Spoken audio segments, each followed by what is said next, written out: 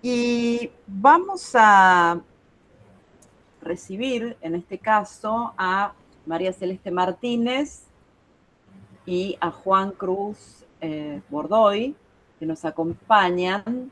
Y voy a presentarlos brevemente, como para que, bueno, tengan una idea de sus trayectorias y de la función que María Celeste en este caso cumple dentro de la universidad. Así que arrancamos con esta sesión de UNIPE virtual y arranco por presentar a María Celeste. Bueno, María Celeste Martínez es profesora y licenciada en letras. Actualmente es también maestranda en estudios literarios latinoamericanos por la UNTREF y en docencia universitaria por UNVIME.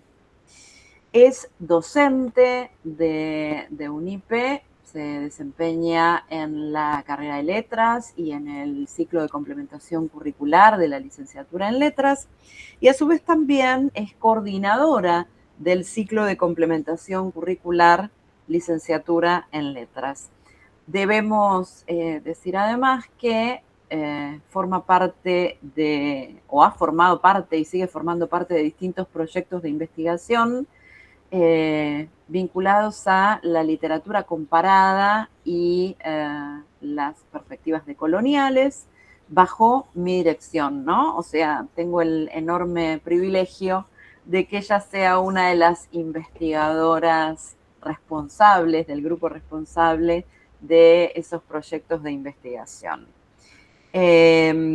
Por otro lado, vamos a presentar también a Juan Cruz Bordoy.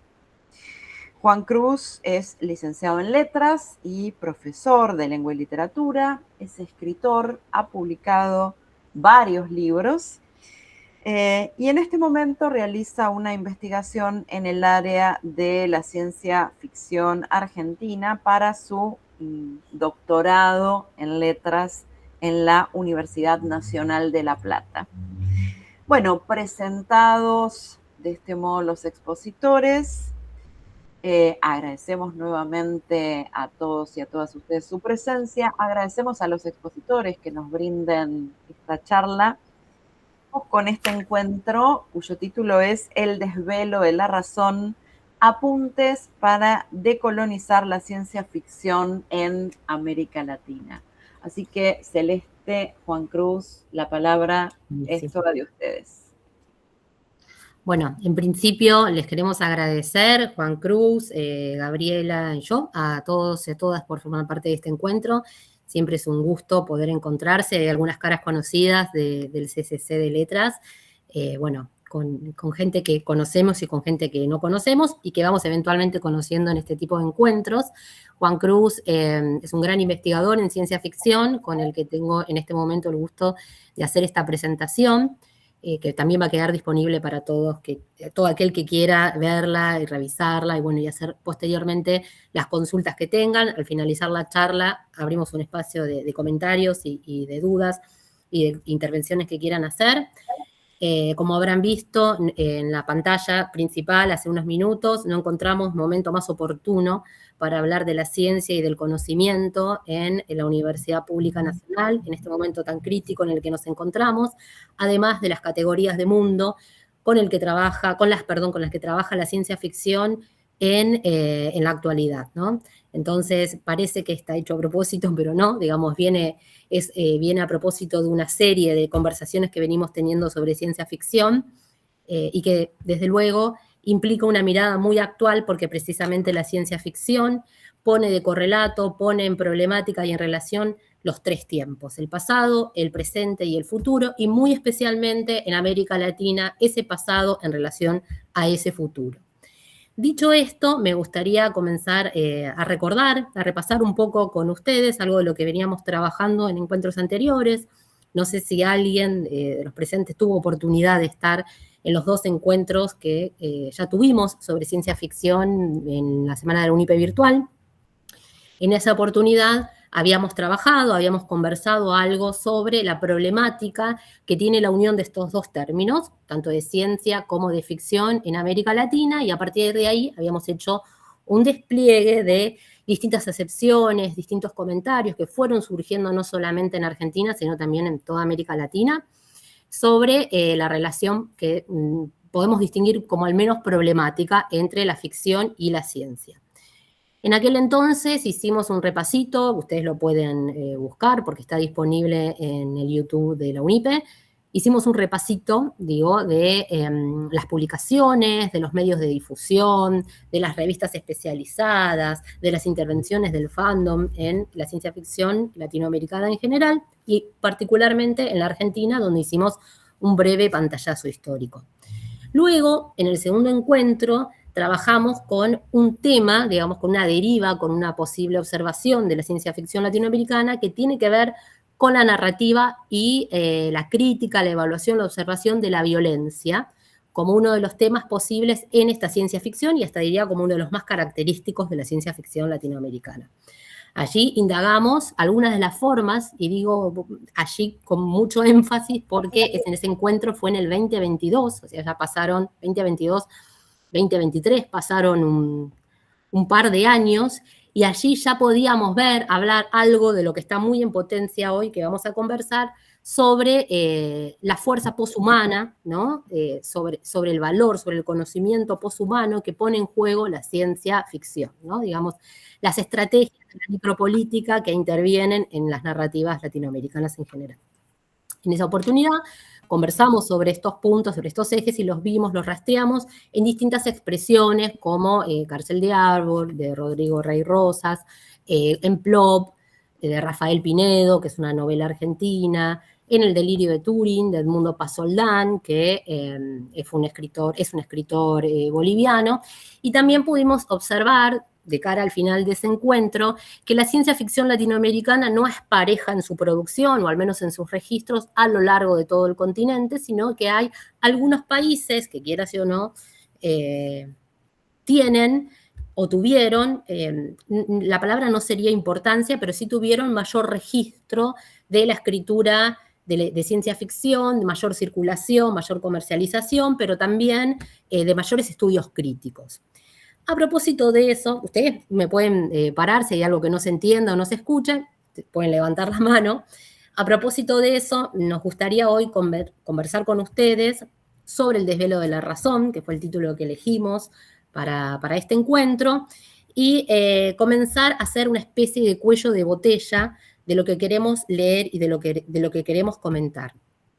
En primer lugar, en esta primera parte de la charla, no vamos a conversar sobre ejemplos puntuales, como ya lo hicimos en los dos encuentros pasados de narrativas de ciencia ficción, digamos, a lo sumo mencionaremos algunos ejemplos más cabales, sino que nos vamos a dedicar a rever, a repensar algunas cuestiones que tienen más que ver con la crítica y con la teoría literaria desde el abordaje que se ha hecho para la ciencia ficción. ¿Por qué nos paramos en principio en este lugar? Después Juan Cruz irá con algunos temas más específicos y algunos ejemplos de literatura argentina concretamente. Empezamos desde este lugar por muchas cuestiones. En principio porque la definición de ciencia ficción en América Latina no tiene que ver con una copia de ningún modelo, no tiene que ver con lo que se ha impuesto, y voy a compartir con ustedes una primera definición, o con lo que se ha querido imponer, digamos, a lo largo de mucho tiempo, sobre el conocimiento teórico y crítico en América Latina. Entonces, les voy a poner una presentación para que podamos remitirnos a algunas pequeñas, poquísimas citas. No sé si se ve. A ver ahí, creo que sí. Creo que se ve lo más bien. Me gustaría comenzar con esta, para conversar con ustedes, que no es tan vieja, digamos, es del 2007, en un estudio que reúne a los estudios de ciencia ficción en América Latina y en todo el mundo, pero especialmente en América Latina, que se llama Science Fiction Studies, y es del 2007, y su autora, digamos, son varios autores que reflexionan sobre temas en concreto, pero su autora es Yolanda Molina Gavilán. Y leo la traducción en español porque es bastante reveladora. Dice: Aunque aquí utilicemos la designación ciencia ficción, debemos señalar que esta suele entrelazarse con otras formas especulativas en América Latina, comúnmente el horror y lo fantástico.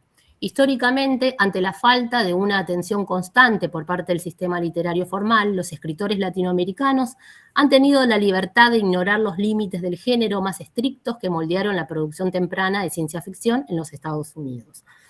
Por lo tanto, esta y cualquier cronología de la ciencia ficción latinoamericana incluirá necesariamente textos que no siempre o no exclusivamente son identificables como ciencia ficción.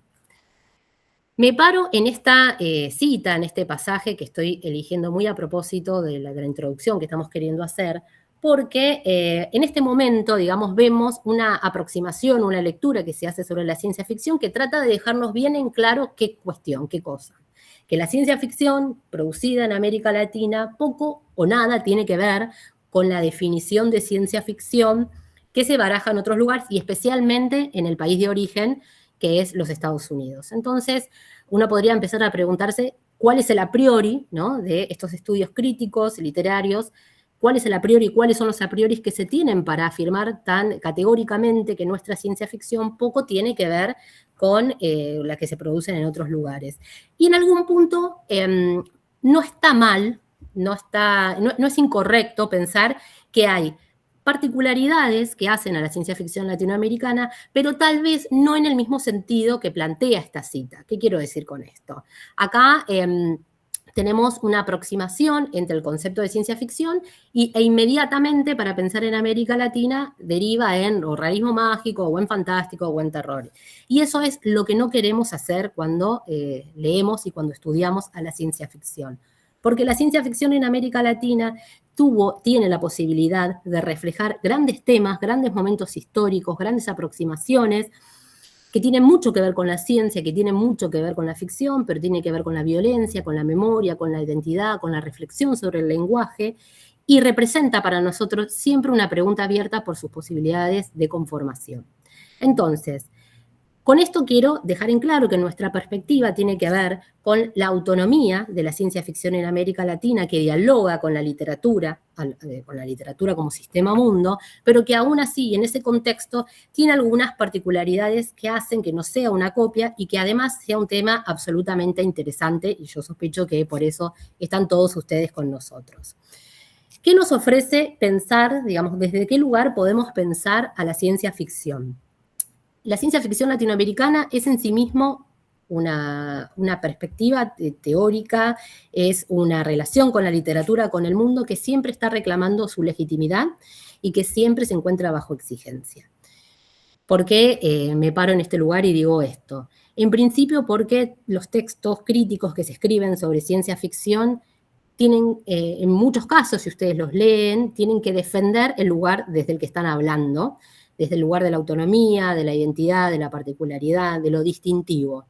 Entonces, se nos hace que la ciencia ficción y los discursos que la reflejan, en algún punto tienen que estar siempre acreditando su existencia y su validación, ¿no? Digamos, hay una permanente vuelta y reflexión sobre el eje de lo que es la ciencia ficción y lo que no es la ciencia ficción. Entonces, el primer problema al que nos enfrentamos es, en principio, la relación del género con los conceptos de ciencia y de ficción, pero también en relación a la legitimidad del género en sí mismo.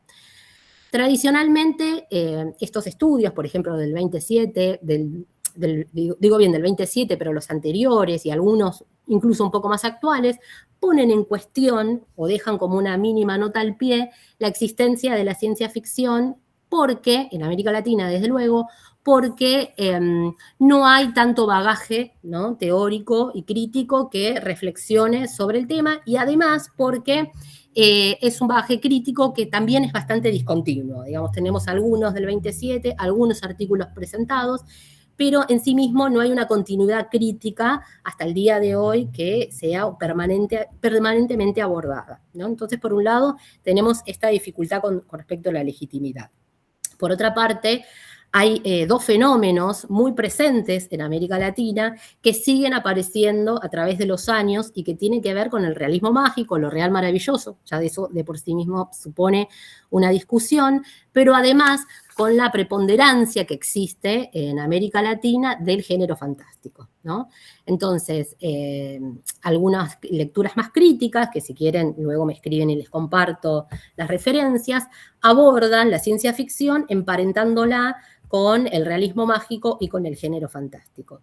Y esta cuestión de relación no es azarosa, digamos, los propios escritores y escritoras, gran parte de los escritores y escritoras de ciencia ficción, no terminaron durante mucho tiempo de sentirse cómodos con la etiqueta de escritores de ciencia ficción. Me parece que está queriendo ingresar alguien, no sé si ustedes le pueden dar acceso. ¿Hasta acá vamos bien?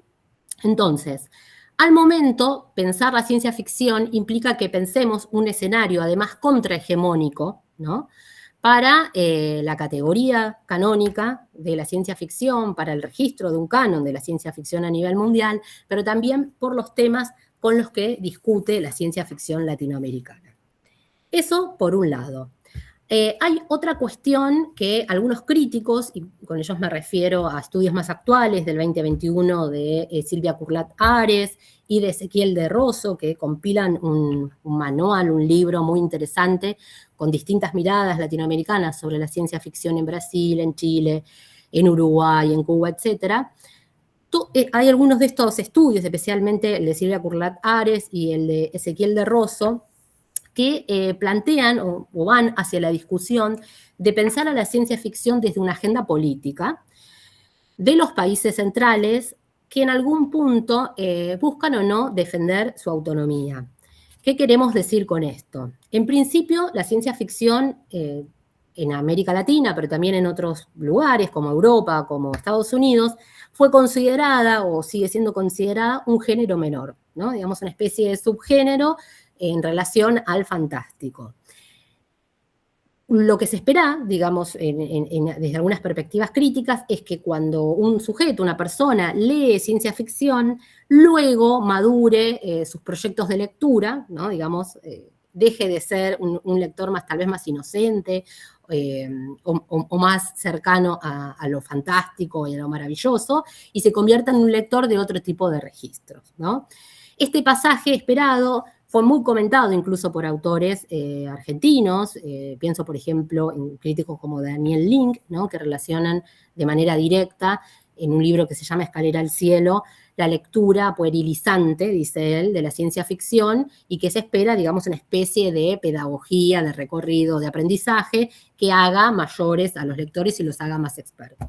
Por un lado, esa perspectiva de la lectura de la ciencia ficción tiene impacto desde luego en la crítica y en la escritura, y por el otro, cuando me refería a la agenda política, podemos pensar, por ejemplo, cuáles son los grandes temas de la ciencia ficción, incluso la más contemporánea, de los países centrales, ¿no? Si nosotros vamos a la armonización que suponen las plataformas, nos vamos a encontrar ahí con temas como la poshumanidad, los zombies, bueno, los estallidos nucleares, todo eso que ahora entra con muchísima fuerza y mucha vigencia.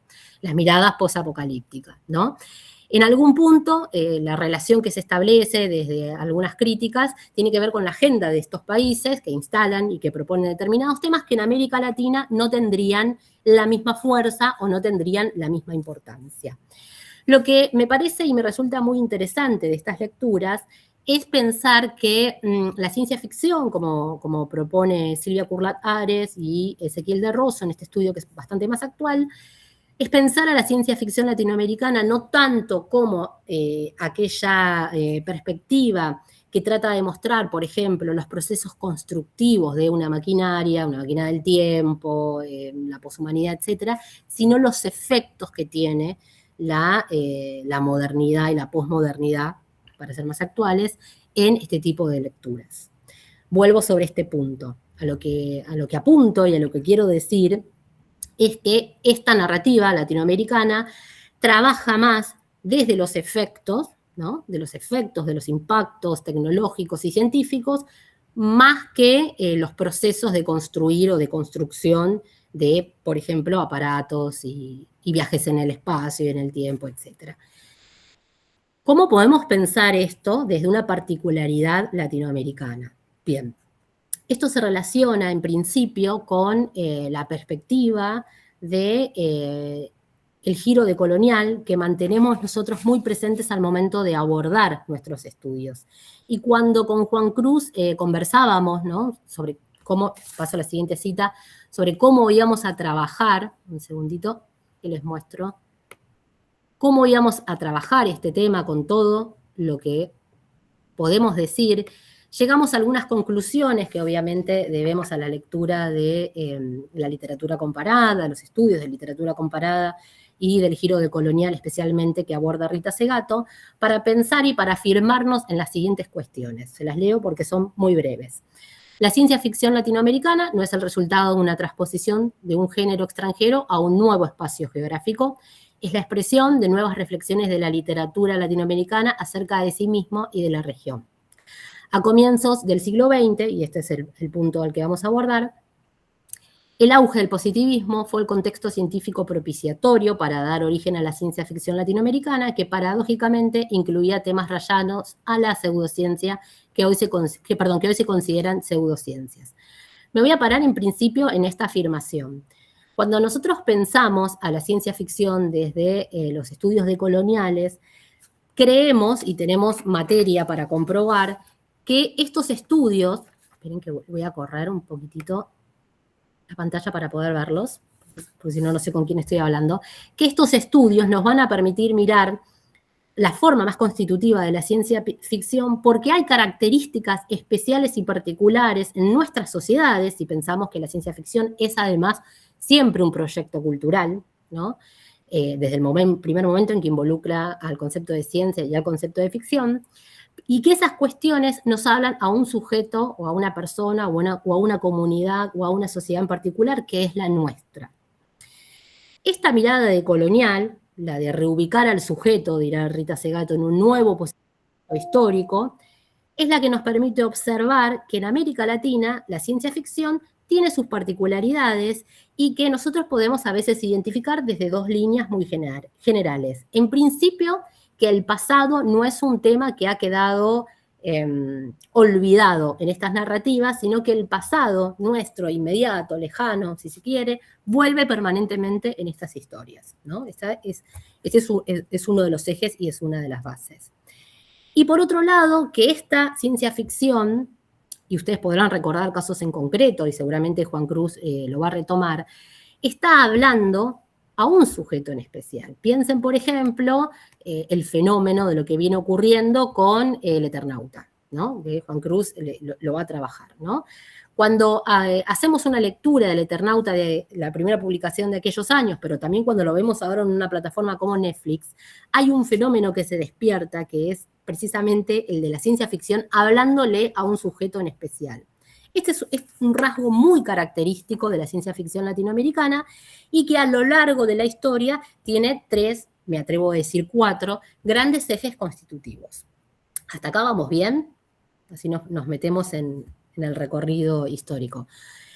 El primer momento de conformación de esta ciencia ficción, aunque no se pueda poner en términos decoloniales, digamos, no se pueda poner bajo esta perspectiva porque los estudios decoloniales son posteriores, es el que corresponde al auge del positivismo, que tiene, digamos, mayor fuerza, mayor vigor a lo largo del siglo XIX, y que podemos ver en algunos escritores como Trujillo en México, en 1775 escribe el primer gran registro de ciencia ficción, digamos, la primera gran narrativa, que podemos ver, por ejemplo, en Juana Manuela Gorriti, ¿no? Que es una de las escritoras en discusión, digamos, no podemos entrar en la categoría de la ciencia ficción plenamente en ese momento porque sería un anacronismo, como Eduardo Holmer, ¿no? En el caso de la Argentina, y otros tantos que podemos nombrar.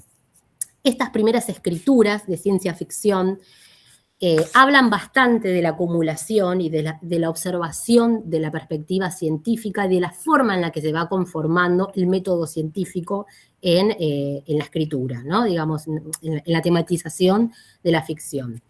Estos primeros escritores, además, se posicionan en un lugar que tiene más que ver con el deseo de la propia narrativa, ¿no? De los primeros proyectos sociales, ¿no? De América Latina, de las primeras grandes ciudades, y cómo tiene impacto la modernización, para no ser anacrónica, el modernismo en el sentido manual, en el sentido más concreto, más científico y más tecnológico. Y en este momento surgen las primeras denominaciones que no son referidas a la ciencia ficción, sino que tienen que ver con las ficciones especulativas, ¿no? Que tienen que ver con las ficciones comentadas de ciencia, reciben otro tipo de denominaciones hasta la llegada en 1926, a partir del término acuñado por Hugo Gernsback, de ciencia ficción, ¿no? Digamos que ahí ya hay un gran parámetro, ¿no? Y una gran discusión sobre el tema y sobre lo que se denomina.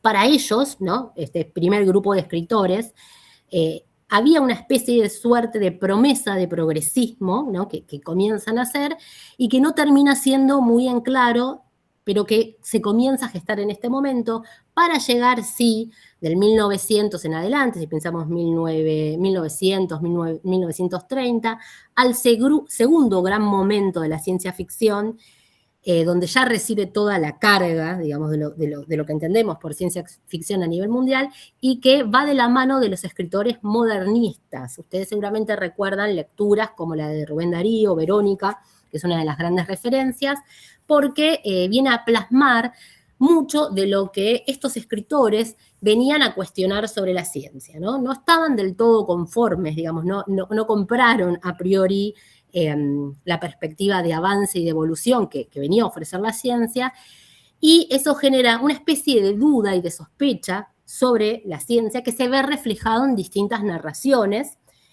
pero que además tiene mucho que ver con un movimiento un poquito anterior, que es precisamente el naturalismo, ¿no? Digamos, nosotros entendemos que el naturalismo en Argentina, en distintos países latinoamericanos, no ingresa de la misma manera de lo que ocurre, por ejemplo, en Europa, ¿no? Acá hay otra perspectiva ideológica que, permítanme decirles, es la que va a acompañar toda la ciencia ficción hasta el periodo más actual y al momento, ¿no? Entonces, volviendo al periodo de modernización literaria latinoamericana, es un periodo en el que estos escritores estaban fascinados, dice Silvia Curlat Ares, pero también horrorizados, ¿no? Entonces, en los textos van a convivir estas dos líneas y estas dos tendencias, el horror que produce la ciencia y una especie de fascinación. Y permítanme decirles además que la ciencia ficción en este momento recibe otras disciplinas, otras formas de no conocimiento, que seguramente Juan Cruz va a abordar un poco mejor. Por ejemplo, la frenología, el espiritismo, ¿no? Que hoy en día obviamente no entran en el rigor de lo metodológico y de lo científico. Pero bueno, para estos escritores, leyendo un poco más desde el contexto y reponiendo desde el contexto, la frenología, el espiritismo, son algunas de las formas que puede asumir un método científico. Estos escritores, por suerte, digamos, desde la pluralidad, nos van a dejar una perspectiva, digamos, mucho más problemática y, si se quiere, más interesante de la ciencia ficción, si consideramos y hacemos una lectura en paralelo de lo que está ocurriendo en la literatura de ciencia ficción en este momento, ¿no? Digamos, la idea del conocimiento tecnocrático que lleva a la evolución es un momento muy especial en nuestros registros mundiales de ciencia ficción, donde todavía no había ganado por completo la distopía, ¿no? Fíjense que en América Latina ya tenemos una mirada completamente distinta. Y con Juan Cruz sospechamos que esto tiene que ver precisamente con el lugar que ha ocupado la ciencia en países o en territorios o en continentes como el nuestro, ¿no? No me quiero adelantar a ese momento. Bien, entonces, el progreso de la humanidad no es uno de los, exclusivamente uno de los ejes o una de las miradas que va a conservar esta escritura en este momento en particular, y que además nos va a dejar todos estos registros de análisis que son sumamente interesantes. Otro de los fenómenos relacionados a la ciencia ficción en este segundo momento, que es el modernismo literario latinoamericano, tiene que ver en principio con los nexos de conexión entre los escritores, que eso ocurre con todos los géneros de los escritores modernistas, los nexos de conexión y también la discusión entre lo real y lo deseado, ¿no? Digamos, la ciencia y la desconfianza hacia la ciencia se mueven entre estas dos líneas y estas dos perspectivas. Bien, les decía que el modernismo literario además es plenamente cosmopolita, ¿no? De hecho, ustedes recordarán las palabras liminares de Rubén Darío, que se considera como una de las grandes figuras de la literatura modernista, que hacia el final de palabras liminares de prosas profanas dice Buenos Aires cosmópolis, ¿no? Digamos, los nexos, las capitales se convierten en el lugar, en el ámbito para este tipo de escritura, ¿no? Entonces ya ahí empezamos a cerrar y volvemos, digamos, a la mirada de Ángel Rama cuando piensa la ciudad escrituraria, ¿no? Cuando empieza la ciudad letrada como el lugar donde ocurre todo. Bueno, en América Latina esto es muy, muy visible y es muy observable en la ciencia ficción. El tercer momento característico e importante de nuestra ciencia ficción tiene que ver con la consolidación, no todavía llega al boom de la literatura latinoamericana, sino una década antes, en el 50, en el 40, la consolidación de estos escritores y estas escritoras que empiezan a conversar, ¿no? Con un poco más de profundidad sobre la ciencia ficción en América Latina, y en este punto podrán ustedes imaginarse que todavía no llegamos a una aceptación plena de los escritores y las escritoras, ¿no? Digamos, les permiten en algún punto trabajar otros temas, tal es el caso de Bioy Casares, tal es el caso de Borges, incluso de Angélica Borodiller, que hasta la década del 70 expresa una especie de tensión, ¿no? con el género. Pero bueno, a partir del 30, del 40 hasta el 70 aproximadamente tenemos una gran manifestación de escritura que tiene que ver no solamente con los libros y con la consolidación de un canon latinoamericano, sino también porque se ponen en circulación otras cuestiones, por ejemplo, las revistas, etcétera, que hacen y constituyen al fandom de esta literatura. Aquí, digamos, proliferan, y aquí saltan, ¿no? de la época del pulp, del 30 al 40 en adelante, lo que nosotros tal vez más manejamos y más conocemos como ciencia ficción, ¿no? Digamos, este es un hito literario muy importante y que además en este momento es que podemos observar la perspectiva o podemos analizar el lugar de las escritoras en el canon, ¿no? Digamos, especialmente Angélica Borodiller, que abre paso y se abre paso a sí misma en la escritura de una manera muy notoria. La crítica en general, digamos, lee hasta este momento o hace extensivo del 30-40 en adelante a todo lo que se gesta como ciencia ficción latinoamericana. Yo me atrevo a decir que a partir de la década del 80 hay un corte en las perspectivas, en los análisis, en los temas que incumben a esta ciencia ficción, un corte precisamente porque hay un enorme fracaso de los modelos políticos, sociales, incluso en el retorno de la democracia. Muchos de esos proyectos no cumplen con las promesas de campaña, ni con las promesas políticas, ni con las promesas de la propia agenda política, y esto hace que la ciencia ficción se convierta en un reflejo de este desencanto social, ¿no? Porque siempre refleja y reflexiona sobre cuestiones que tienen que ver con una agenda cultural propia. En este punto, volvemos teóricamente a lo que ya estábamos mencionando hace unos minutos atrás en relación a la perspectiva y a la mirada decolonial, que los invito a todos y a todas poder meterse de lleno sobre esta cuestión porque somos lectoras y lectores latinoamericanos, ¿no?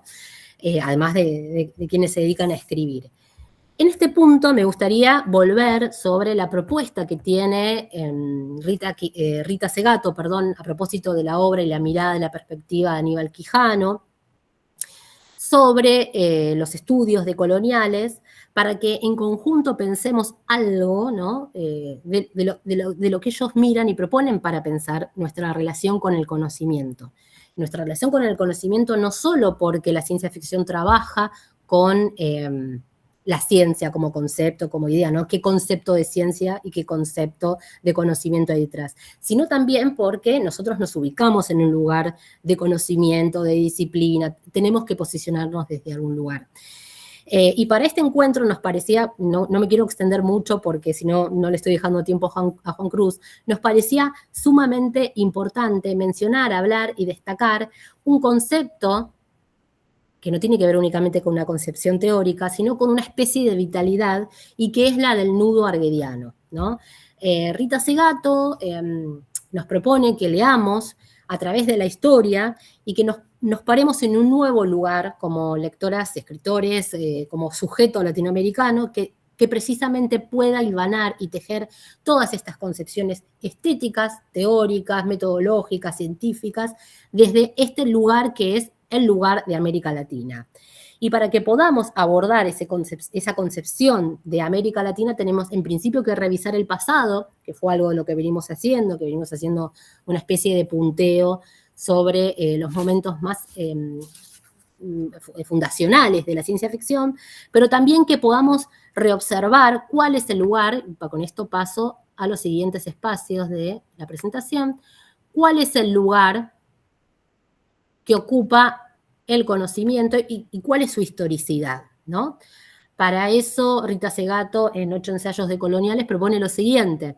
El nudo, el lanzamiento de formas, cuestiona las maneras de poder de la colonialidad, en tanto abre un debate que es indisociablemente epistémico, teórico, estético y político. Este es el punto central al que aspiramos poder llegar en este momento. Porque desde el primer momento en el que el cuestionamiento es poner bajo la lupa la existencia de la ciencia ficción, ¿no? Poner bajo la lupa los temas que trabaja la ciencia ficción latinoamericana, estamos en algún punto metiéndonos, tratando de armar y desarmar este nudo y de reflejar algunas problemáticas que hacen también al campo del conocimiento desde esta doble perspectiva. ¿Qué más? Bueno, eso por un lado.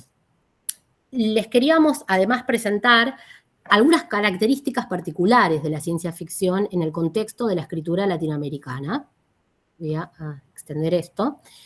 Y para eso nos apoyamos también en lo que De Rosso propone en este estudio que les estaba mencionando, como característico de nuestra narrativa, y no es solamente un eje característico de la narrativa de ciencia ficción, sino de la literatura latinoamericana en general. Hay dos procesos, propone De Rosso, que hacen al pensamiento y que van de la mano y de manera muy particular en América Latina. En principio, que en la ciencia ficción latinoamericana, el extrañamiento que se genera en relación al mundo, a esa nebulosa del mundo que se constituye en la ficción, y el proceso de cognición que lo aborda, que trata de desentrañarlo, ¿no? A partir del concepto ciencia, en la literatura latinoamericana están en una franca contradicción, ¿no? Digamos, esto es uno de los ejes una de las marcas características que De Rosso propone. Mientras que la literatura norteamericana de ciencia ficción va de la línea en paralelo de este proceso de extrañamiento del mundo y de cognición de este mundo, en la literatura latinoamericana se produce en contradicción, ¿no? Los invito y las invito a todos que traten de buscar ejemplos de literatura latinoamericana, y que los hay muchos, donde estos dos procesos van en franca contradicción. Y por otro lado, también en nuestras literaturas se produce un fenómeno, dice De Rosso, muy particular y que tiene que ver con el cansancio de la razón, ¿no? Digamos, en línea con lo que nosotros venimos conversando. Algo pasó en nuestras literaturas, en nuestra conformación, en nuestra marca de identidad cultural, que la ciencia produce un cansancio porque no viene a explicar el mundo y en muchos casos no viene a mejorarlo tampoco, ¿no? Podemos ahondar infinitamente en esta línea, ¿no? La ciencia no viene a explicar el mundo y no viene a hacerlo de la mejor manera posible, ¿no? Estas líneas de lectura se las dejo para que sigamos adentrándonos, y voy a mencionar muy brevemente para poder cederle la palabra a Juan Cruz, si no me voy a terminar extendiendo muchísimo en el tiempo. Me gustaría que en línea con esta perspectiva decolonial, vayamos, y leo la última, me salteo algunas para no hacerlo muy largo. Una de las últimas observaciones que me parecen sumamente interesantes y que les propongo a ustedes como ejercicio de lectura. Dice lo siguiente: en el libro Literatura Latinoamericana, Descolonizar la Imaginación, Liliana Weinberg aborda la cicatriz colonial, destaco este concepto de cicatriz colonial, no como un destino trágico o inamovible, sino como una fuerza generadora de nuevas expresiones y búsquedas en la región. Esta también es una perspectiva muy interesante al momento de de seguir pensando la ciencia ficción, de escribir sobre ciencia ficción y para escribir también ciencia ficción en sí mismo. Tratemos de, dice Eliana Weinberg, de ver cómo podemos abordar esta cicatriz, ¿no?, que deja la colonialidad del conocimiento en nuestras literaturas y de llevar a eso otra manera de entender la literatura y a entender específicamente esta literatura. Finalmente, voy a cerrar para poder ceder un poco la palabra. Nos gustaría con Juan Cruz comentarles, sugerirles, para seguir pensando qué tipo de conocimiento se pone en juego en la ciencia ficción latinoamericana, la lectura de una doctora en filosofía muy importante que nosotros fuimos descubriendo cuando preparamos esta charla, llamada Linda Tuhiwai Smith, que escribe ella se asume, digamos, lo escribe desde este lugar, desde quien ha sido colonizado, ¿no? Porque ella tiene orígenes maoríes y a la vez ingleses, y vive en Nueva Zelanda, ¿no? Entonces hay un cruce sumamente interesante que puede operar en nosotros como un reflejo desde el lugar que nos ubicamos en esta tensión histórica y geopolítica. Esta autora, digamos, va a poner en cuestión qué es la ciencia para pueblos como el nuestro, ¿no?, que han sido colonizados, y de qué manera podemos abordar otras perspectivas científicas que no tengan que ver pura y exclusivamente con el conocimiento tecnocrático, ¿sí? Así que bueno, voy a ceder un poco la palabra y después volvemos a conversar un rato entre todos y seguramente Juan Cruz va a ampliar esto más y mejor. Buenas tardes, ¿cómo están? Muchísimas gracias por la presentación a Gabriela, también por el espacio, porque es un placer para mí poder estar en la universidad que me formó, y también es un placer haber trabajado y haber co-creado este trabajo junto a Celeste. Bien, el tema que nos ocupa, como habrá notado, es muy interesante y tiene muchos matices algunos de los cuales vamos a intentar desenmarañar a lo largo de este trabajo, de esta conferencia. Y yo quisiera comenzar a plantear uno de los casos que surgen en el marco de la literatura de América Latina, que es el caso de la literatura argentina de mediados del siglo XX. ¿Por qué elegir ese periodo? ¿Por qué elegir de 1930 a 1960? Bueno, pues en ese momento surge lo que se denomina en Estados Unidos la Golden Age o la Edad Dorada de la ciencia ficción. Esto se rige por el modelo de John Campbell, que es un editor de la revista Stunding, Science Fiction, que es una de las revistas más importantes o con mayor comercialización y difusión de ese momento. Sus estándares, sus parámetros se convierten en una medida, en una forma de regir lo que es aceptable y válido en torno a la ciencia ficción. Hay una construcción hegemónica desde el mundo editorial y hegemónico. Entonces, las características de esa ciencia ficción dura o hard science fiction son que tiene que tener una plausibilidad técnica, un rigor científico y una lógica interna. Entonces, todos los relatos que surgen en ese periodo, o al menos los que surgen desde este grupo, porque también hay otras alternativas, van a tener esas características y van a tratar temas como, por ejemplo, la exploración espacial. Hay un comentario muy interesante que realiza Isaac Asimov, que era uno de los escritores que se inscribían en este periodo, que es que las representaciones de la vida extraterrestre coincidían con una forma de vida inferior, es decir, lo extranjero, lo extraplanetario, era inferior a la construcción del hombre blanco americano que se enfrentaba a esta imagen de extraterrestre.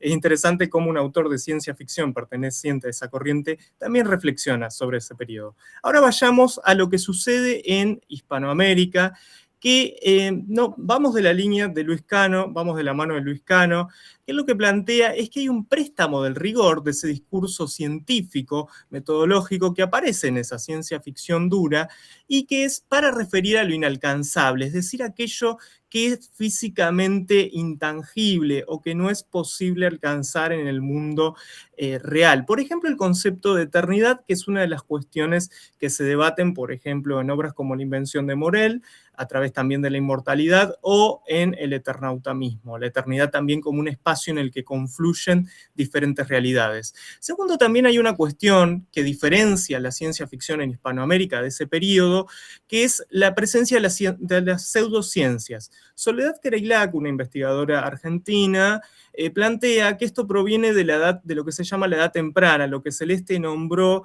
en relación con los orígenes de la ciencia ficción, y se debe a que quienes impulsaron el positivismo en nuestro país también fueron impulsores de corrientes ocultistas, espiritistas.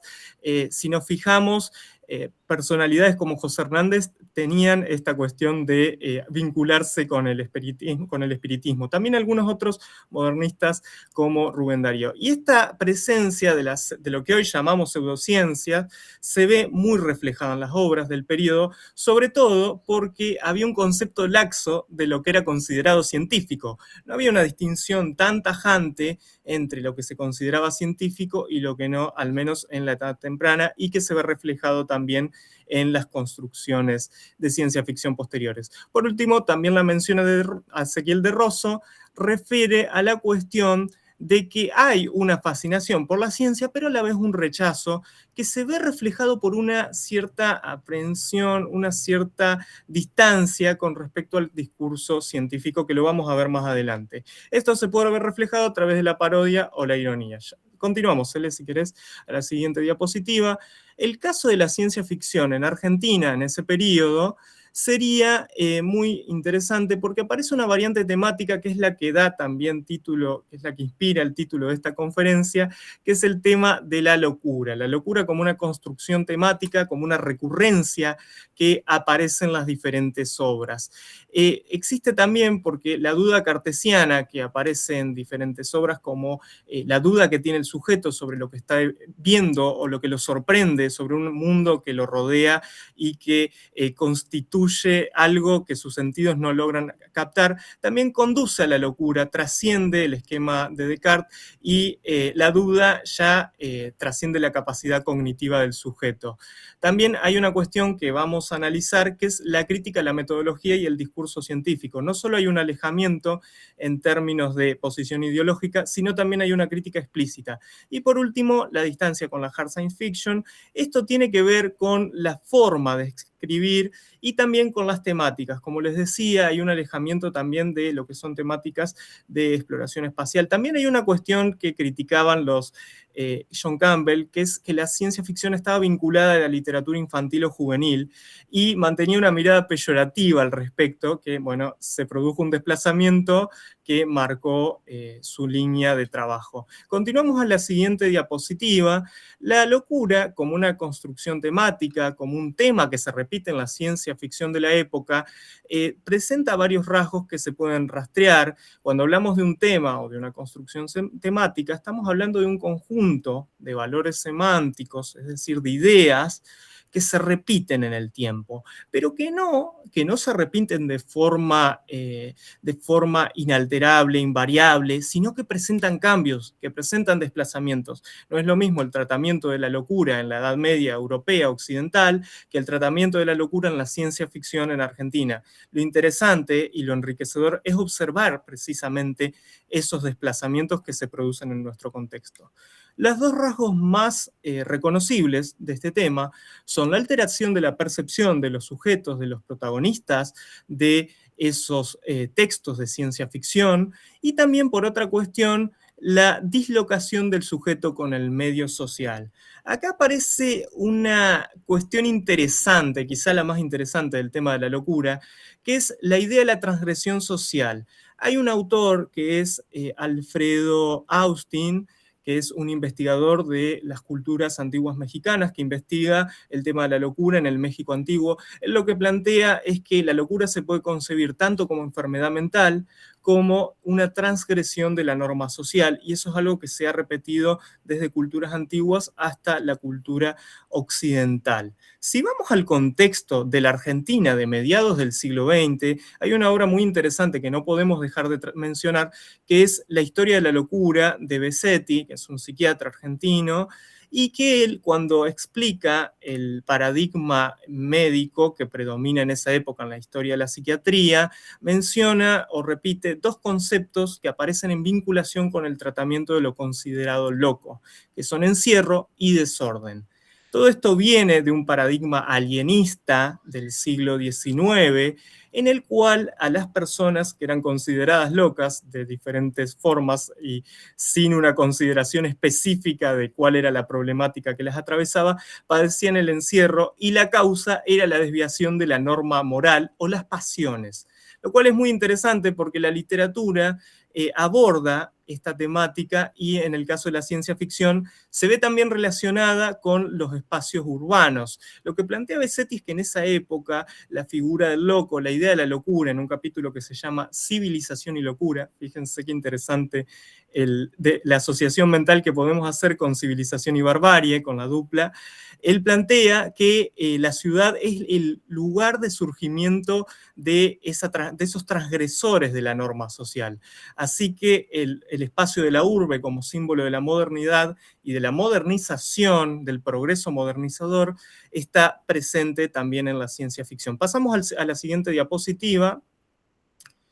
El corpus que se escoge para tratar, es decir, esto parte de una investigación mayor, pero he escogido dos obras de aquellas con las que estamos trabajando, que son La invención de Morel, por un lado, de Bioy Casares, escrita por un Bioy joven que tenía 26 años, en 1940, que trata la historia de un fugitivo, un prófugo, que es un escritor venezolano. Fíjense qué interesante que Bioy estaba muy compenetrado con la realidad latinoamericana de esa época, y este escritor llega a una isla desierta que aparentemente está visitada por turistas, los cuales en principio le generan miedo porque él escapa de la ley, pero cuando interactúa con ellos descubre que no reaccionan a él, que actúan como si fueran una especie de espectros o fantasmas. Posteriormente, y voy a hacer algunos anticipos del tema de la obra, discúlpenme, descubre que se trata de una máquina que ha creado uno de los visitantes, Morel,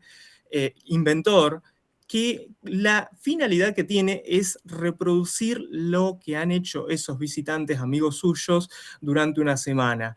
El precio a pagar por reproducir eternamente y cíclicamente esas imágenes que se pueden tocar y que tienen olor, que son tangibles, el precio que tienen que pagar esos visitantes es la muerte, una muerte desde adentro hacia afuera, como lo plantea la novela. Y por otro lado, Las ondas, de Silvina Ocampo, que es un texto bastante particular en la obra de la autora, porque se presentó en la Antología de la Furia, etiquetada como Antología de Cuentos Fantásticos, pero es una obra plenamente de tema de ciencia ficción, casi no hay elementos fantásticos, excepto al final, y que tiene la característica de presentar un monólogo interno en el cual una locutora femenina cuenta el desenlace trágico de un descubrimiento fortuito, un descubrimiento científico, que es que los cuerpos transmiten las ondas de diferentes maneras según la disposición de sus moléculas. Entonces, los gobiernos mundiales, a raíz de este descubrimiento, ordenan a todas las personas y los pueblos en función de las características de esas moléculas, en función de los grupos a los que pertenecen las personas. Fíjense que acá se puede trazar un paralelo también con 1984, porque hay un gobierno que controla, hay alusiones a un ministerio de salud que está por encima de las personas, y la narradora sufre la trágica separación con su amado, quien es enviado a la luna, aquel lugar utópico en el cual viven las personas mejor acomodadas. Y esta narradora, al final de la historia, decide someterse a una operación para cambiar su disposición de moléculas y poder ser aceptada en ese grupo. El precio que tiene que pagar también es precisamente el riesgo de ser otra, convertirse en otra persona que cambie su personalidad por ese cambio molecular.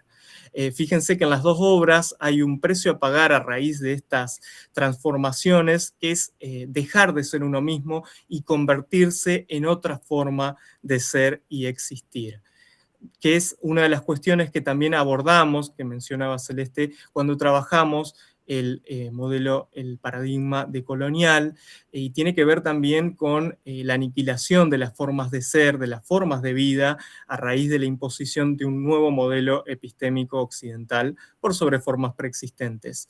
Bien, pasamos, si querés, a la siguiente diapositiva, aquí podemos establecer una ligazón entre la invención de Morell y la literatura escrita en América Latina a través de la voz de Luis Cano, quien plantea que la invención de Morell es una figura clave de la ciencia ficción en Hispanoamérica, porque presenta muchas características que son relevantes en esta modalidad, en ese periodo y también a lo largo de la historia, como por ejemplo la alegorización, la construcción de alegorías, también la búsqueda de realidades o mundos alternativos, que eso es algo que se ve y que, por ejemplo, no se puede homologar con la idea de la exploración espacial.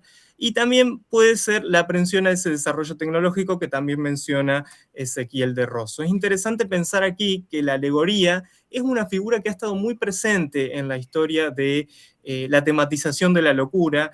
Fíjense que cuando Erasmo de Rotterdam crea el elogio de la locura, él construye ese personaje de la locura como una personalidad extravagante, que dice aquello que otros no se atreven a decir y que es una forma de castigo a la razón. Fíjense qué interesante que el tema de la locura surge por oposición en la literatura, a lo largo de, también a través de otros géneros literarios, por oposición a el par razón-locura o cordura-locura. Continuamos, si querés, Celeste, y los elementos que constituyen al tema de la locura, hemos seleccionado algunos que parecieron relevantes. El primero de ellos es el uso que se hace de la retórica científica. Como habíamos mencionado, hay un uso diferencial de esa retórica. No se percibe una retórica tan dura o directamente apegada al discurso de las ciencias más formales, sino que hay más bien una desviación hacia un tratamiento humanitario o hacia problemáticas como la metafísica, temas que exceden lo riguroso o la mera inventiva y la plausibilidad técnica. Fíjense que aquí aparece la cuestión, citamos a Alonso Quijano, quien es un sociólogo peruano que ha influido mucho, que ha propagado el pensamiento decolonial, y él plantea que existe una estructura de dominación colonial que se ve también a través de la estructura en torno a las cuales se construye el saber. Entonces, las construcciones que se hacen en torno a las formas de saber también acarrean estructuras coloniales y un determinado ordenamiento en las formas de ver y analizar el mundo. Si nos fijamos, no existe una coincidencia total entre el discurso científico y la ciencia ficción argentina, porque existen también elementos espiritistas o metafísicos, como por ejemplo, en la invención de Morell, el tema del alma. En Horacio Quiroga, cuando escribe, por ejemplo, El vampiro, uno de los temas que existe es la captación del alma. Él plantea la teoría pseudocientífica que es de los rayos N1. Y también aparece otra cuestión que es la locura como una alternativa retórica en la narración. Bueno, por ejemplo, cuando se ve un monólogo desordenado, como es el de Las Ondas, en el cual existe la duda sobre la locura y la narradora teme caer presa de alguna clase de delirio. Si nos fijamos, la obsesión fáustica por el saber, como por ejemplo en el caso de Morell, quien lleva hasta las últimas consecuencias esa investigación, está presente. Y hay dos figuras que quisiera mencionar que son muy relevantes y que se ven en estas obras, que son el desorden cognitivo, es decir, nos encontramos con sujetos que no encuentran un orden en su forma de pensar y de narrar, y eso desde el lado de la voz narrativa, y por el otro el uso del desconcierto como un recurso o como forma de plantear los hechos que se van narrando. Por ejemplo, en el caso de Las Ondas, hacia el final aparece la confusión de la narradora con diferentes figuras mitológicas, aparece el uso del nonsense que denuncia la locura del mundo, como diría Natalia Biancotto, una investigadora que ha estudiado la obra de Silvino Campo, y también denuncia el sentido de los actos. Bien, continuamos con otro de los elementos, que es la diferenciación temática. La diferenciación temática con respecto a otras formas externas a la ciencia ficción hispanoamericana. Fíjense que lo que se repite en estas obras es la presencia de ambientes nebulosos, es decir, no se privilegia la precisión técnica en la descripción de esos ambientes, sino que hay duda sobre esos mundos construidos, como por ejemplo cuando el fugitivo llega a la isla de Morel, no entiende lo que está pasando, ni siquiera entiende la naturaleza de los eventos que está viendo, incluso invoca elementos sobrenaturales, y que si vamos a la cita que aparece mencionada, hace una alusión a la institución del manicomio, es decir, también hay una duda constante y también hay una tildación de locura del invento que ha llevado a Morel a cabo en esa isla. Por otro lado, hay una discusión con los límites del género por la presencia de elementos que podrían llamarse o denominarse fantásticos, que esto ya lo ha desarrollado Celeste, y la presencia de elementos míticos como las referencias mitológicas que aparecen de forma recurrente en las obras. Fíjense que aquí también en Las Ondas una cita que mencionamos alude a esto que habíamos hablado, que es la cuestión del temor a volverse loco, del temor a perder la cordura o la facultad de cognición. Pasamos a la siguiente diapositiva, si querés, Cele. Otro de los elementos que quisiera mencionar es la cuestión del mundo que se proyecta, del mundo que se representa, y también cómo dialoga esto con lo que podría ser una realidad científica. Una cuestión clave en los debates de la ciencia ficción es la relación del texto con el referente extraliterario, es decir, con el mundo real o objetivable desde la perspectiva de la ciencia occidental. Aquí hay un desplazamiento también en lo que es en el caso de la ciencia ficción argentina de ese periodo, que es la cuestión del realismo que dialoga con elementos fantásticos, como por ejemplo la posible captación del alma a través de la máquina de Morel, o también la cuestión del debate acerca de la inmortalidad que se produce en el caso de esta obra. También hay otra cuestión que cabe mencionar, que es el tema de la ínsula. Si nos fijamos, los sujetos que aparecen en las dos obras atraviesan situaciones aisladas, aparecen también en contextos dislocados, como por ejemplo el caso de la isla en sí, que también hay una referencia, una especie de parodia, es decir, imitación sin repetición a la isla del Dr. Moreau, en el caso de Morel, y también tiene que ver con un rasgo propio de la ciencia ficción, que es la cuestión del utopismo. Algunos autores como Cano afirman que la ciencia ficción tiene una ligazón con las obras utópicas. En Argentina hay una tradición de utopías que tiene que ver directamente con los modelos políticos del modernismo, que se van a ver reflejados posteriormente en el siglo XX, pero también hay una cuestión propia de que hace a la literatura, que tiene que ver no solo con el espacio físico, sino también con la situación del sujeto. Es decir, que la ínsula, la idea de la ínsula, no solo es un topoi, un topos, un espacio, sino también una situación que atraviesan los personajes. Hay una dislocación, por ejemplo, en la figura del fugitivo o en la protagonista de Las Ondas con respecto al tema del amor, con la soledad de un lugar al que llamar hogar. Si se fijan, hay una desligación del sujeto con el medio. Por ende, también acá es interesante plantear una cuestión que nos remite de nuevo a la literatura latinoamericana, que es el tema de la escritura desde el fin del mundo. Aquí lo pensaba primero desde un texto de un gran escritor de ciencia ficción, que es Julio Verne, El faro del fin del mundo, ambientado en Argentina.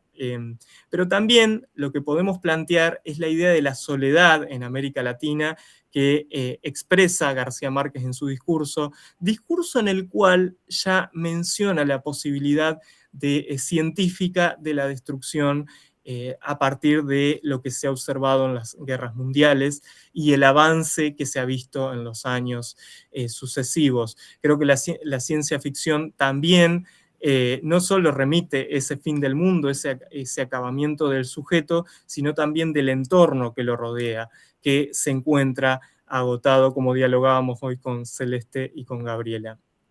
Bien, pasamos a la siguiente diapositiva y nos metemos de lleno en otro de los rasgos que hace a el tema de la locura, que es la dislocación social, espacial y temporal de los sujetos. Cuando mencionábamos esta cuestión de la transgresión social y de la figura del loco como un ser escindido por violar las normas sociales y por violar toda esa estructura de reglas hegemónicas, también se produce en cuanto a la creación del conocimiento y a la búsqueda de alternativas a ese conocimiento. Si nos fijamos, la protagonista de Las Ondas busca una alternativa a ese sistema de control que utiliza todos los medios para distanciar a los sujetos y organizarlos en torno a algo tan arbitrario como la disposición de sus moléculas, pero también un intento de desafiar ese sistema. Si nos fijamos, la protagonista de Las Ondas intenta primero falsificar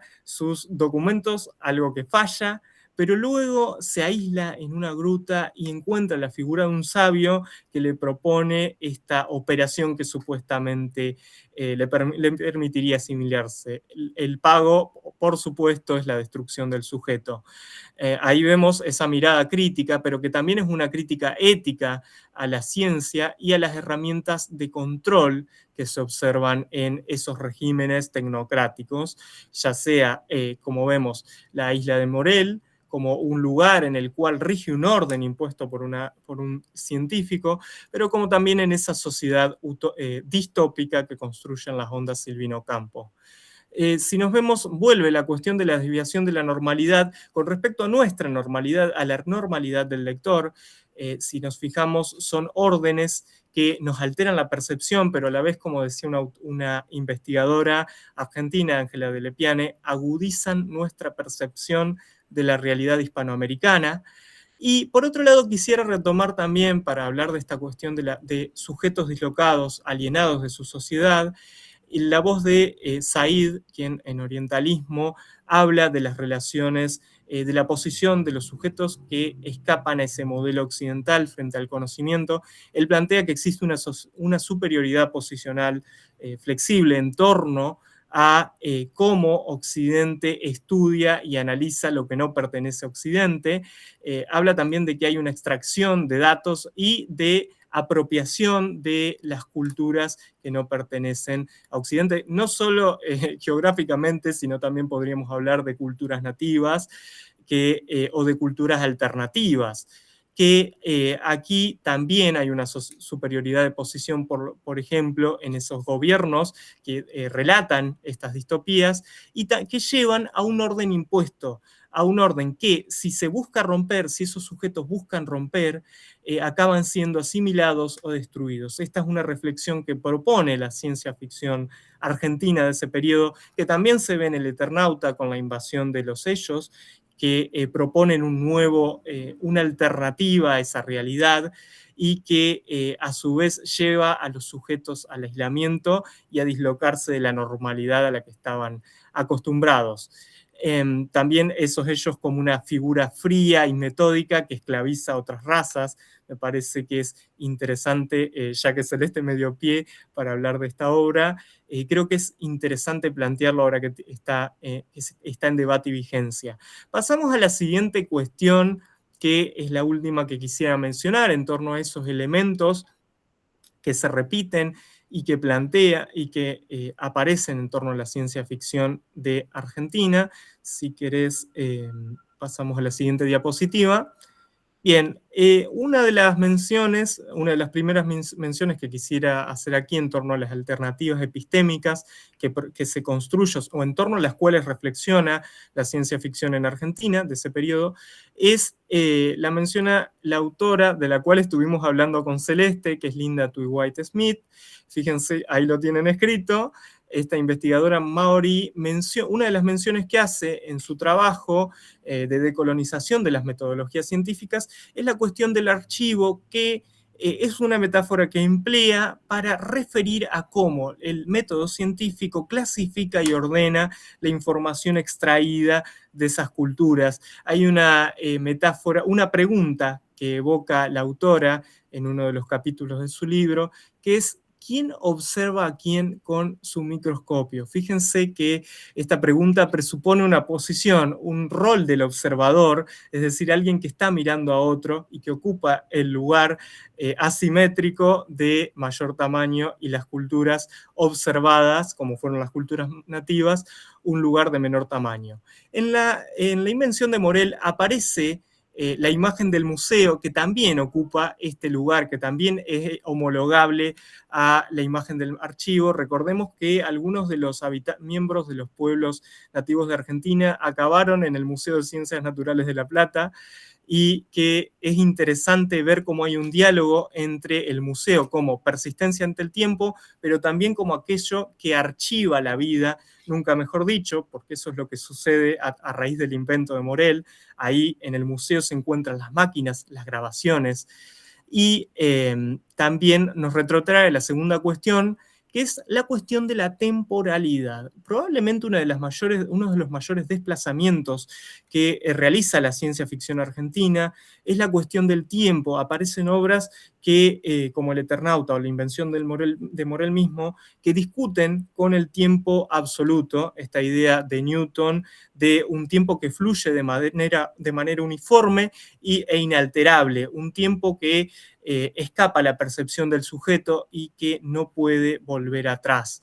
En el caso de La invención de Morel aparece un tiempo rotativo que también dialoga con un pensamiento mítico absoluto, con esas historias de mitos que por el momento también se repiten y se modifican con el paso del tiempo. Pero además, en La invención de Morel es un caso bastante particular, porque depende de una máquina esa inmortalidad, una máquina que si la marea no es regular, no funciona. Entonces, esa eternidad que busca lograr el inventor también se pone en cuestionamiento, y también permite reflexionar acerca de hasta cuándo va a durar esa máquina que pretende el logro absoluto, como puede ser la eternidad o la inmortalidad.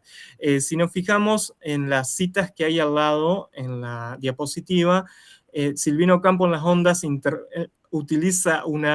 hace una afirmación bastante tajante, que es: somos víctimas de lo que algunos hombres llaman progreso, a través de la voz de una narradora completamente alienada de ese mundo, que tiene una mirada nostálgica y que constantemente hace una vuelta atrás hacia otro tiempo que era diferente y que podría haber progresado de otra forma, como una especie de ucronía científica. Y por otro lado, si nos fijamos en la segunda cita, hay un momento en que La invención de Morel hace referencia a una antigua, bueno, no tan antigua, a una creencia que existía desde Occidente acerca de los pueblos nativos, americanos y africanos, de la idea de la fotogenia, de que si un sujeto era fotografiado, su alma iba a ser capturada a través de esa fotografía. Solo que aquí en La invención de Morel lo invierte, ya que es el científico quien es capturado a través de esa imagen y lo materializa. Fíjense cómo hay un juego, una inversión de esa imagen o de esa representación occidental en torno a ciertos pueblos nativos. Por otro lado, la cuestión de la crítica a la producción del conocimiento se ve a través de citas como las que plantea Silvino Campo, y también la cuestión que se puede mencionar es que la locura constituye una construcción estética y una ética en la obra de Ocampo. Esto es un planteo de Natalia Biancotto, quien planteaba que Silvino Campo lo que hace es un juego en el cual a veces trasciende la idea del científico y del sentido y la idea del rigor que tienen no solo lo que se llamaría producción fantástica, que también hay una operación de canonización, sino también en esta obra de ciencia ficción. Y por último, si quieren, podemos pasar a las conclusiones. Si querés, Celeste, podrías acompañarme. Sí. Apartado. Perfecto. Si quieren, comienzo, bueno, a las primeras conclusiones a las que llegamos a partir de lo que venimos conversando en principio, que la ciencia ficción latinoamericana funciona como un archivo que revela la relación entre el conocimiento y poder, ¿no? Digamos, con todo lo que ha hecho el poder y con todo lo que ha hecho el conocimiento en América Latina. Es una herramienta vital para imaginar futuros alternativos y para que la región se reconozca como una interlocutora legítima en los debates globales, y que además existe, creo que esta es una de las conclusiones tuyas, una búsqueda de emancipación para las formas del pensamiento desde una mirada situada que reconozca la trayectoria crítica regional dentro del sistema mundo. Nuestra crítica, nuestra lectura, nuestra teoría literaria tiene que pensarse desde el giro decolonial y desde el nudo arguediano para ver qué factores se están hilando y qué nueva ubicación del sujeto que estudia, ¿no? Totalmente de acuerdo. Y por otro lado, algunas otras conclusiones a las que llegamos es que existe una construcción temática y también estética a través de elementos que discuten y debaten con este modelo hegemónico científico como es la locura, pero también que forman distintos desplazamientos en torno a la definición de ciencia ficción misma, especialmente con respecto a aquellos modelos de ciencia ficción más dura. Entonces, aquí la literatura latinoamericana entabla un diálogo con esa literatura argentina y coinciden en estos desplazamientos que se producen en torno al género, no solo desde lo temático, sino también desde lo formal. Bueno, estos son algunos de las ideas que hemos estado debatiendo, dialogando y que con mucho gusto hemos aprendido y estudiado. Y abrimos ahora, si les parece, la posibilidad de que ustedes puedan debatir, dialogar o aportar alguna idea nueva. Estamos abiertos a si quieren hacer alguna pregunta, comentario. Desde ya, muchas gracias por estar. Es un placer compartir. No sé si alguna cuestión que quieran mencionar sobre alguna de las bibliografías que hemos estado trabajando, si quieren que les compartamos algunos de los materiales. Habrán visto. Yo, sí. Un comentario nada más. La primera vez que escucho el término ciencia ficción, por eso me puse, digamos, me inscribí. No había escuchado el término ciencia ficción en toda la carrera.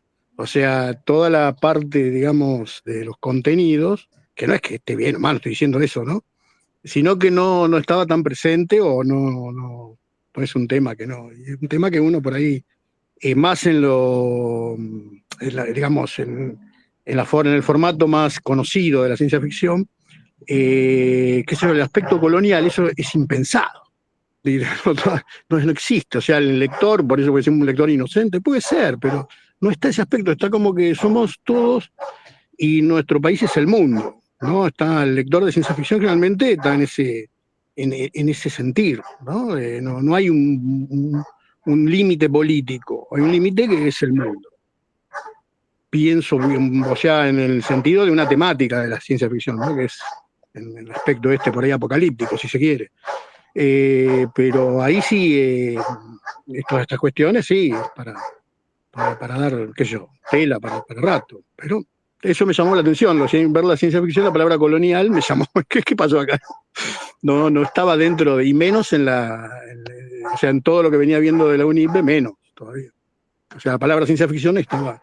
Es más, vi más cercano lo de estudios culturales, si se quiere, a la ciencia ficción, en el sentido de que estas cuestiones culturales, están ladrando todo por justo, estas cuestiones culturales de este presente fueron anunciadas en cierta manera proféticamente, pero tal cual. O sea, yo creo que lo que dieron en la tecla realmente de este presente son seguramente Asimov, Bradbury, Young, todo esto de las clásicas dieron en la tecla. Hasta estos momentos son cuestiones totalmente, pero parece hasta, qué sé yo, o sea, realmente profetizadas, ¿no? O sea, se perciben a la legua eso.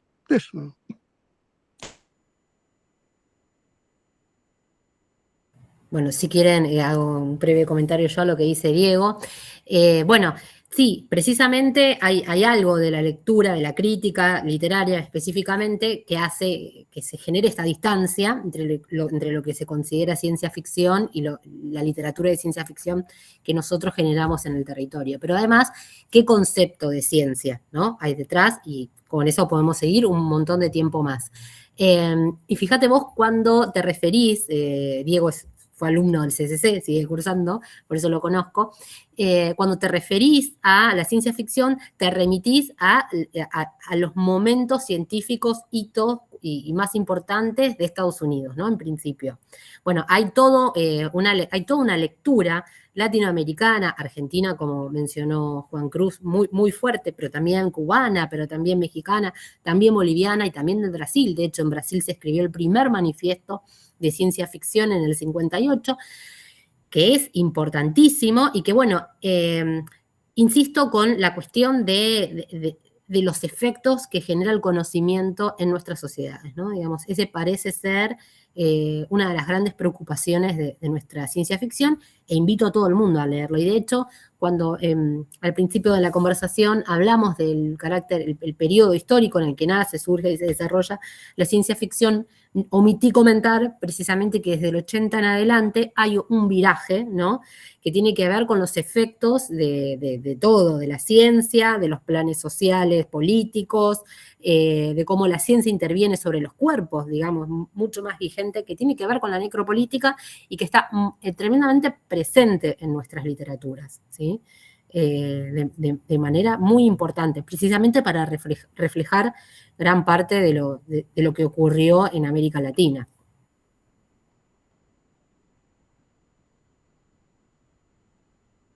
María Eugenia, ¿querías hacer un comentario? Sí, hola, buenas tardes, ¿cómo están? Bueno, a mí me pasó también, yo soy profe y la verdad que la ciencia ficción como género es muy poco abordado en las carreras. No soy universitaria, pero bueno, tampoco tuve la oportunidad de tener una charla así. Y yo vengo trabajando algunos textos, leyendo mucho lo que es mujeres latinoamericanas. Y entonces me encontré con autoras como Liliana Colanzi, por ejemplo, y en esto de los efectos, ¿no?, de la ciencia ficción, pero a partir de los efectos que causan determinadas acciones del poder, ¿no? Entonces, por ejemplo, la presencia de plantas nucleares y qué generaban en los individuos. Bueno, algo en Samantha Schweblin también. Nada, me parece interesante porque yo como profe de secundaria, abordar la ciencia ficción desde una invención de Morel, por ejemplo, me cuesta un poco para entrar. Entonces, poder pensar, bueno, este material a mí me viene muy bien en términos de poder pues bajar, ir como retrocediendo y decir, bueno, esto es ciencia ficción y darles toda la temporalidad, pero estos textos nada, como aporte, ¿no? Me parece que el texto de estas mujeres más contemporáneas que tocan temas que por ahí están relacionados un poco más con los efectos, justamente, me parece que está bueno, solo eso, ¿no? Y encuentro mucho, además de todo esto que dijeron, en ellas, ¿no? Muchísimo. Sí, te leo, mira, justo vos mencionás a la escritura de mujeres que escriben ciencia ficción, y hay una cita de Úrsula Le Guin, que es espectacular, que obviamente pueden leer, que propone algo así como una especie de cruce entre el concepto de género, para pensar el lugar en el que se ha dejado a las escritoras de ciencia ficción, y la ciencia ficción, ¿no? Digamos, desde los dos lugares, el de mujeres escritoras y el de la ciencia ficción, a los márgenes, ¿no? Digamos, una especie de entrecruzamiento y de segregación, ¿no?, obligada, porque fue un género predominantemente publicado. No digo que las mujeres no escribamos ciencia ficción, sino publicado desde esta perspectiva. Entonces, Le Guin hace esta observación. Con la ciencia ficción está pasando lo mismo, o pasó lo mismo que pasó con nosotras escritoras. Creo que Gaby también puede hacer algún comentario sobre esto. Sí, estaba levantando la mano porque me interesaba decir varias cosas. Y la primera es, bueno, felicitarlos a ambos por esta presentación, ¿no? Creo que hemos visto como en una especie de puesta en abismo cómo han hecho una lectura situada de una poética situada, ¿no? Hablando desde Latinoamérica y con categorías que se piensen desde aquí, de un fenómeno que ha sido, bueno, apropiado por la literatura latinoamericana, y ustedes pudieron muy bien dar cuenta de cuál es la diferencia. Y eso es realmente algo muy necesario. Y creo que además no solo nos han brindado un conjunto de ideas súper articuladas, interesantes, originales y creativas acerca de la ciencia ficción, sino que también han dado un ejemplo de cómo se produce conocimiento en la universidad pública, que es algo tan importante para recordar en estos días, ¿no? Cómo la universidad pública es capaz de producir conocimiento riguroso, documentado, creativo y situado, por sobre todo. Y precisamente, bueno, hablaban de la ausencia de la ciencia ficción y realmente, bueno, hace muchos años, los que tenemos muchos años podemos hablar de cosas que hicimos hace muchos años. Disculparán la licencia que me estoy tomando. Dimos precisamente en la Universidad de Lomas un seminario sobre ciencia ficción escrita por mujeres, ¿no? O sea, habíamos tomado un corpus de literatura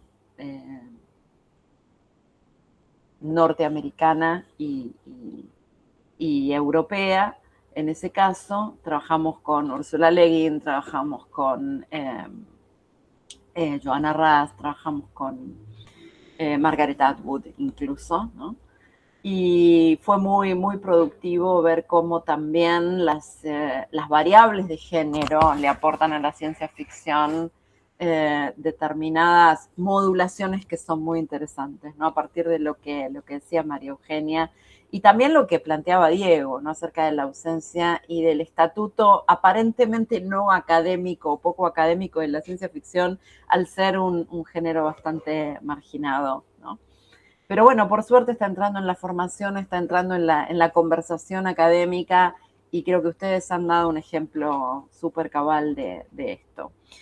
Y no puedo dejar de lado mi indagación en la mirada colonial, ¿no? Que para ustedes ha sido un eje tan interesante y transitado con tanto rigor en este caso. Y la cuestión del conocimiento, ¿no? Y pensaba en la categoría de conocimiento situado, cómo ustedes trabajan la ciencia ficción y cómo la ciencia ficción pareciera tener un vínculo muy inextricable con la idea de conocimiento situado en este cuestionamiento de la ciencia como una suerte de discurso omnipresente, omnisciente y todopoderoso, ¿no? Creo que en buena medida lo que nos deja claro la exposición que han hecho es la idea de que la ciencia ficción latinoamericana cuestiona los lugares de enunciación tradicionales del conocimiento científico, que son lugares eurocentrados, ¿verdad? Y cómo de un modo muy certero habla de producir conocimiento desde otro lugar y pone de manifiesto el carácter ni neutro ni ingenuo del conocimiento, ¿no? Que no es ninguna de las dos cosas. Y me preguntaba desde un lugar de no saber a personas que tienen un camino de especialización muy sólidamente construido, dos cosas. Una era el precio a pagar, porque esa expresión que tomó Juan Cruz me quedó resonando. El precio a pagar es una de las constantes, según el punto de vista de ustedes, en la ciencia ficción o en la poética situada, digamos, en la ciencia ficción latinoamericana, por este carácter de colocarse al margen, ¿no? del lugar eurocéntrico. Eso por un lado. Y por otro, me preguntaba también, y tal vez ustedes pueden arrojar luz sobre esta pregunta, sobre este interrogante, si la ciencia ficción latinoamericana presupone como lector un sujeto político, en el sentido de un sujeto politizado, ¿no? Un sujeto consciente de su ser político. Esas eran dos preguntas que me hacía a partir de, digamos, dos de las muchas que me hacía, pero bueno, tampoco quiero acaparar demasiado. Bueno, sí, si querés, Juan, yo respondo la segunda Dale, yo la primera, ya que partimos de una Estamos expresión. totalmente articulados con Juan Cruz, estuvimos un Sí. verano repasando mucha ciencia ficción. ¿Querés que comience con la respuesta de la primera o comenzás? Sí, sí. Dale. Bien, mira, es muy interesante la pregunta que haces. Por un momento es una expresión figurativa, si se quiere, hasta metafórica, la idea del precio a pagar, que en realidad yo creo que podría, a partir de lo que observamos, se evidencia con una especial intensidad en las obras que tienen una centralidad del nova o de la invención. Cuando lo que transforma la vida de los sujetos, que los marca, que los aliena, es esa invención y que no es un elemento temático con escasa presencia, sí, es una recurrencia.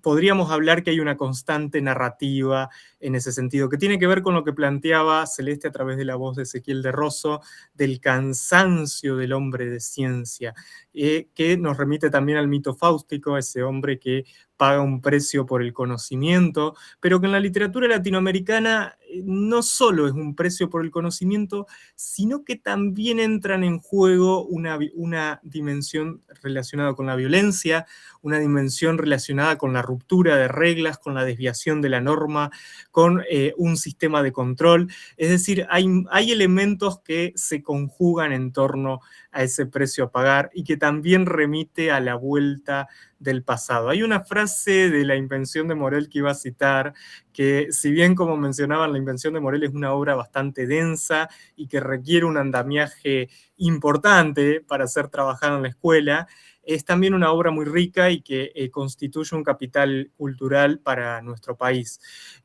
Hay una cita en la cual Morel, a través de su propia voz, plantea que los efectos de la captación del alma pueden observarse en los pacientes estudiados. Y cuando utiliza la palabra efectos, está enmascarando ese precio a pagar a través de un término muy científico, muy perteneciente a ese rigor metodológico de la ciencia, que en realidad el efecto es la muerte.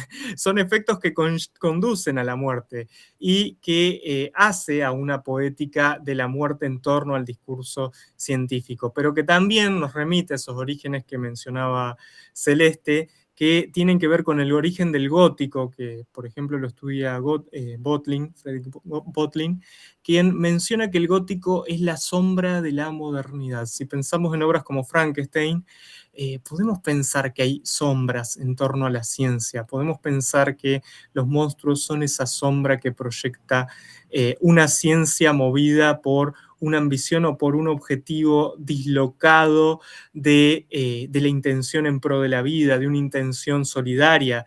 Es decir, esos hombres de ciencia evidentemente son egoístas. No hay una intención de mejoramiento de su entorno en ninguno de los casos. Quizás sí en el de las ondas, pero en el texto de las ondas de Silvino Campo, pero tal vez ahí resida su ironía. Tal vez ahí podríamos hacer una lectura en clave irónica de cuál sería el mejoramiento científico de separar a la gente por el ordenamiento de sus moléculas. Creo que ahí hay una gran ironía. Si querés, Cele, te cedo la palabra. No sé si te respondí, Gaby. No, brillante, Juan Cruz, la explicación y ese vínculo que hacen con el gótico también me parece genial, ¿no? Me estaba acordando de una expresión que me parece fascinante que usa Rosemary Jackson en Fantasy cuando habla de la producción gótica, que dice que el orden racional del siglo XVIII produce esas, y usa esta metáfora bellísima, fortalezas de la insensatez, ¿no? Y me parece que el movimiento que vos estás describiendo en la ciencia ficción es similar, ¿no? También aparecen esas fortalezas de la insensatez que son un cuestionamiento de ese discurso de un orden rígido y de un orden racional. Así que, bueno, muchas gracias. Excelente, la explicación quedó clarísima. Bueno, yo voy entonces hacia la segunda pregunta. Me hice un breve punteo porque tiene que ver con algunas hipótesis que vengo manejando y que todavía no están plasmadas, digo, pero que puedo ir anticipando. En principio, esta desconfianza, ese cansancio de la razón que propone De Rosso, creo, intuyo, y en algún momento espero poder demostrarlo, tiene que ver con la forma en la que ingresa el racionalismo en América Latina. Ese es el primer puntal. La segunda cuestión importante tiene que ver con la formación no científica de nuestros escritores de ciencia ficción, específicamente. Digamos, no hay una relación estrecha entre los escritores de ciencia ficción latinoamericanos, salvo rarísimas excepciones, y la escritura. Digamos, no son Isaac Asimov, no tienen esa tendencia a pensar la ciencia en concreto. Creo profundamente que la ciencia ficción está esperando un lector ideológico que pueda evaluar estos dos procesos de extrañamiento y de cognición, y que pueda ver que detrás de todo eso hay una marca de ideología. Y en algún punto también sospecho que existe en la escritura de ciencia ficción, tanto para pensar al lector y al escritor, un cansancio por la exigencia del no lugar, ¿no? Digamos, esta idea del no lugar, vieron que generalmente la literatura que opera con parámetros mundiales, como es la ciencia ficción norteamericana, no se preocupa por borrar sus marcas porque es lo universal, digamos, es lo hegemónico / es lo universal. Yo creo en algún punto que esta exigencia del no lugar para la literatura de ciencia ficción latinoamericana es nula, porque se entiende, digamos, creo que se aspira a una lectura ideológica. No sé si respondí a la consulta, pero dentro de estos pilares sospecho que interactúan estas breves hipótesis sobre la lectura y la escritura de ciencia ficción. Sí, perfecto, Cele, clarísimo también. Sí. Me queda muy claro que, bueno, una especie de lector modelo que se plantea, que podrá aparecer más claramente en algunos textos que en otros, ¿no? Pero, bueno, sí. Esta cuestión del conocimiento y este vínculo contradictorio entre el extrañamiento y el conocimiento que vos describís, creo que son un núcleo de sentido fortísimo, ¿no? En este caso, y que habilitan también esta lectura que es cuestionadora y que interpela al lector permanentemente, ¿no? Muchas gracias a ambos y realmente felicitaciones. No sé si hay algún comentario más, alguna discrepancia incluso que quieran decir. Estamos abiertos a lecturas. Habrán visto que hay mucho de tejido de la lectura de Juan y mío, así que bueno, lo que quieran comentar, decir. No sé si hay alguna pregunta. No, por ahí el tema, perdón, yo no sé levantar la mano, por ahí el tema de los lugares, el no lugar, la ciencia, qué sé yo, tiene un límite, eso no queda duda en frente a lo existencial y demás. Ahora, no sé cuándo, pero donde está América, mañana puede haber mar.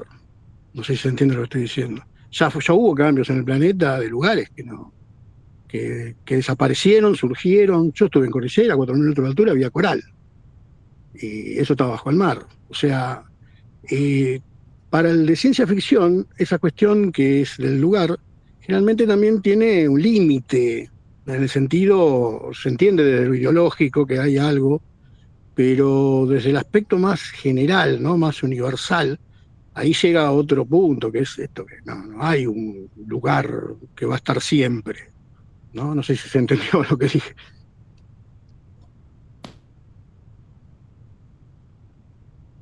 Sí, es un comentario, es claro, digamos, pero en los relativos, digamos, lo podemos llevar a todos lados. Como lo interesante también es ver que, bueno, acá en este contexto se llama metodología, pensamiento científico, pero no es la única manera de abordar la comprensión del mundo, digamos. Tenemos que, digamos, nuestra propuesta también es arrimarnos a pensar otras formas de conocimiento que no tiene que ver con un desprecio del conocimiento, ¿no? Digamos, porque eso es generalmente lo que pasa con el pensamiento binario, que es precisamente el que no queremos apoyar en esta instancia de charla. No se trata de la dualidad, dice Risas de Regato, y no del pensamiento binario, ¿no? Digamos, de pensar dualidades y no llevarnos al binarismo de creer ciencia, no ciencia, digamos, o ciencia occidental y no ciencia, ¿no? Digamos, hay otras formas de entender el mundo. Pero bueno, esto tiene que ver no solamente, y respondo también gran parte de la pregunta 2 de Gaby, es una perspectiva filosófica también, ¿no?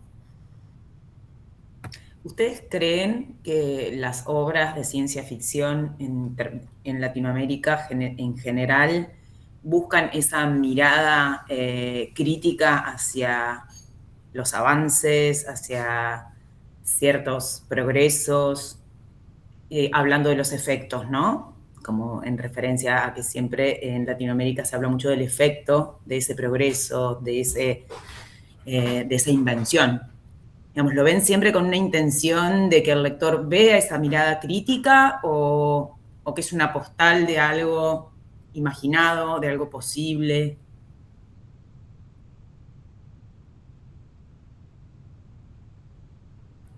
Juan, ¿querés responder vos? Sí, ¿Respondo yo? te iba a comentar justamente que estaba pensando en algunas cuestiones. La verdad que es una buena pregunta, muy interesante y creo que complementa también lo que veníamos diciendo no solo porque nosotros nos proponemos visibilizar diferentes alternativas epistémicas y distintas miradas en torno a los conocimientos, como pueden ser el científico u otras formas, sino porque creo que en la ciencia ficción, esto también lo planteaba Cele, registra diferentes formas de observar y representar la ciencia. Hay una representación de la técnica que se va transmutando también a lo largo del tiempo. Si nos fijamos entre esas representaciones alternativas, también hay representaciones de los lectores. Hay algo muy interesante que lo comentan quienes estudian El Eternauta, que es el surgimiento en la obra de sujetos del conocimiento diferentes, como es el jovista, que es una figura del hombre que tiene un trabajo, pero que no es exclusivamente un investigador, sino que le gusta aprender y tiene como hobby el conocimiento, ya sea técnico, científico o la inventiva. Nos remite a la imagen del inventor, pero tiene un desplazamiento. Y entonces, en estos desplazamientos, no siempre hay una crítica explícita, pero sí surgen tensiones, surgen resistencias y surgen nuevas formas de identificarse que son propias de lo local, que no solo pasa con la literatura, sino también como surgen nuevas formas de lengua, nuevas formas lingüísticas, surgen nuevas identidades, y creo que eso también es lo rico, poner de relieve esas identidades, cómo dialogan con otras anteriores y hegemónicas o contemporáneas, y cómo habilitan el surgimiento de nuevos espacios de debate.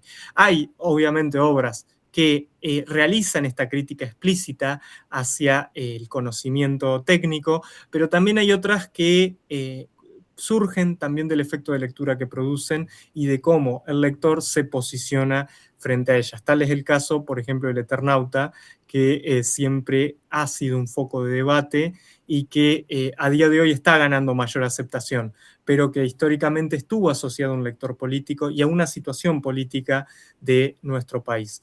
Todas las obras las dos obras que mencioné, por cierto, y que también lo dialogábamos con Cele, fueron escritas en contextos dictatoriales. Obras así no pueden pensarse sin una mínima alusión al contexto. Es decir, el tema del control y el tema del rigor asociado a esos mecanismos de control no pueden aparecer disociados en un efecto de lectura, en el que le producían al lector y también las reminiscencias que nos producen a nosotros como lectores actuales.